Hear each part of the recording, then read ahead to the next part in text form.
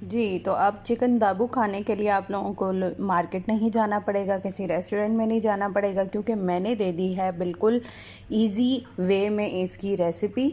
मुकम्मल रेसिपी देखिए, छोटी छोटी जो गलतियां आप लोग करते हैं वो मैंने बताई हैं। अगर वो आप लोग उनको करेक्ट कर लेंगे तो आप भी चिकन दाबू घर में ऐसा बना सकेंगे।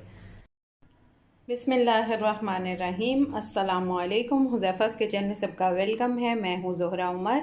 आज मैं लेके आई हूँ आप लोगों के लिए चिकन फ्राई। दाबू चिकन जो होता है प्रॉपर, जो आपको रेस्टोरेंट से मिलता है, इंशाल्लाह वही टेस्ट आपको मिलेगा। तो चलिए चलते हैं रेसिपी की तरफ। जिन्होंने मेरे चैनल को सब्सक्राइब नहीं किया वो सब्सक्राइब कर लें, बेल आइकन को प्रेस कर लें, ताकि मेरी आने वाली वीडियोज़ जो हैं वो आपको सबसे पहले देखने को मिल सकें। जी, तो सबसे पहले चिकन आपने बोन वाला लेना है या बोनलेस लेना है, वो आपकी अपनी मर्ज़ी है, वो आप ले लेंगे। और उसके अंदर हम ऐड